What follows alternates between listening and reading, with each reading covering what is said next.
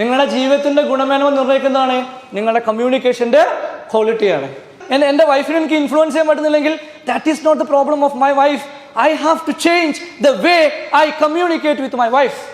Always remember the key principle. The quality of your life is the quality of your communication.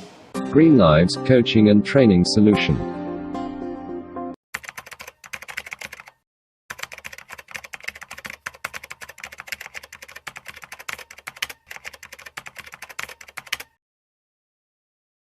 ഇവിടെ പല ആളുകൾ ഇരിക്കുന്നുണ്ടാവും.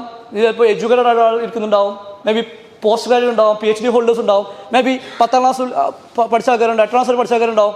പക്ഷെ എല്ലാ ആളുകളെയും എനിക്ക് എന്ത് ചെയ്യാൻ പറ്റണം? ഇവിടെ ഇരിക്കുന്ന എല്ലാ ചെയറിലുള്ള ആളുകളെയും എനിക്ക് എന്ത് ചെയ്യാൻ പറ്റണം? എനിക്ക് ഇൻഫ്ലുവൻസ് ചെയ്യാൻ പറ്റണം. എനിക്ക് എന്ത് ചെയ്യാൻ പറ്റണം? എനിക്ക് കൺവിൻസ് ചെയ്യാൻ പറ്റണം. എനിക്ക് കൺവിൻസ് ചെയ്യാൻ പറ്റുന്നില്ലെങ്കിൽ ഞാൻ എന്ത് ചെയ്യണം? എനിക്ക് നിങ്ങളെ മാറ്റാൻ പറ്റുമോ? പറ്റൂല. I have to change what I am doing at present.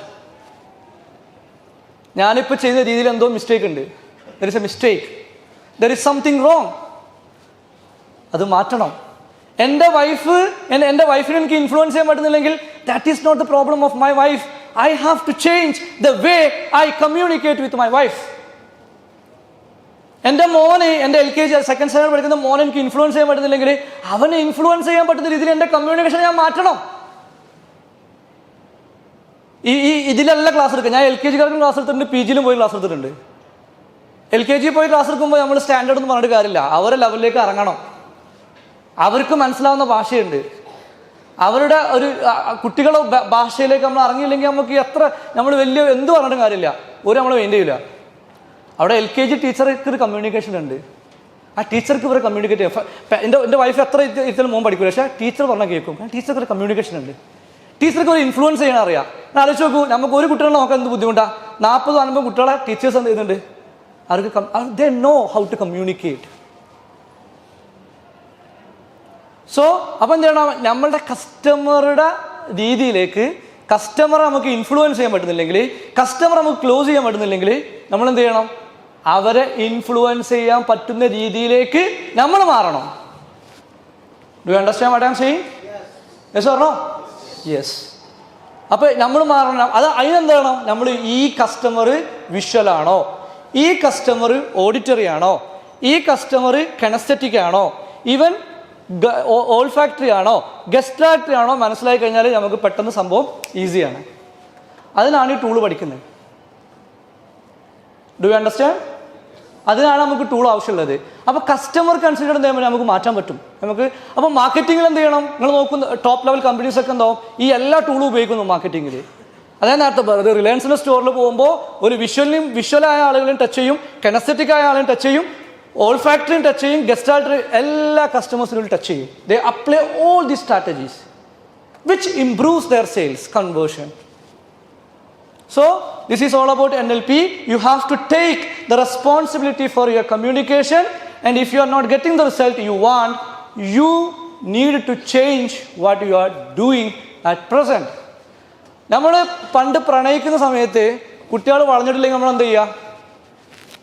നമ്മൾ ടാക്ടിക്സ് മാറ്റും, സ്ട്രാറ്റജി മാറ്റും. ഇതന്നെ സംഭവം.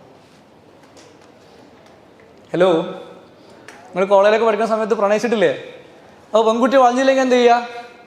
അവൾക്ക് ഇഷ്ടപ്പെടുന്ന രീതിയിലേക്ക് നമ്മൾ എന്ത് ചെയ്യും? അവളുടെ ടേസ്റ്റ് നമ്മൾ മനസ്സിലാക്കും, അവളുടെ പ്രിഫറൻസ് നമ്മൾ മനസ്സിലാക്കും, അവളുടെ എല്ലാ കാര്യങ്ങളും നമ്മൾ മനസ്സിലാക്കിയിട്ട് എന്ത് ചെയ്യും? നമ്മൾ എന്ത് ചെയ്യും? ആ ലെവലിലേക്ക് എന്ത് ചെയ്യും? അവൾക്ക് ഇഷ്ടപ്പെട്ട ഗിഫ്റ്റ് കൊടുക്കും, അവളെ ഇഷ്ടപ്പെട്ട രീതിയിൽ ഇൻഫ്ലുവൻസ് ചെയ്യും. So the same tactics you have to apply in business also.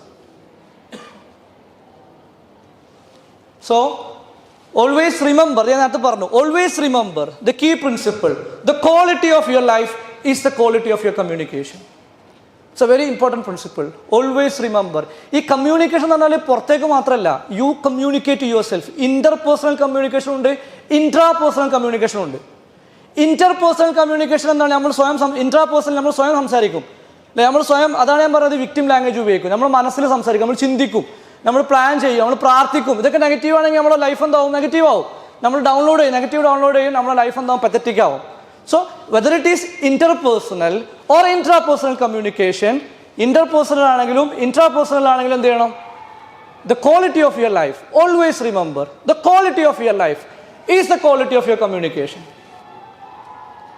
നിങ്ങളുടെ ജീവിതത്തിൻ്റെ ഗുണമേന്മ എന്ന് പറഞ്ഞാൽ നിങ്ങൾ ഉപയോഗിക്കുന്ന ലാംഗ്വേജ് ആണ്, നിങ്ങൾ ഉപയോഗിക്കുന്ന കമ്മ്യൂണിക്കേഷൻ ആണ്, നിങ്ങൾ ഉപയോഗിക്കുന്ന ആശയവിനിമയമാണ്. So if you want to improve the quality of your life, you have to improve the quality of your communication. അപ്പോൾ ലൈഫിന്റെ ക്വാളിറ്റി മെച്ചപ്പെടുത്തണമെങ്കിൽ എന്ത് ചെയ്യണം? കമ്മ്യൂണിക്കേഷന്റെ ക്വാളിറ്റി മെച്ചപ്പെടുത്തണം. That's a basic principle. Always remember this key principle. What's the key principle? What's the key principle? The quality of your life. The quality of your life. Hello? The quality of your life. The quality of your communication. നിങ്ങളുടെ ജീവിതത്തിന്റെ ഗുണമേന്മ നിർണ്ണയിക്കുന്നതാണ് നിങ്ങളുടെ കമ്മ്യൂണിക്കേഷന്റെ ക്വാളിറ്റിയാണ്. Greenlives Coaching and Training Solution.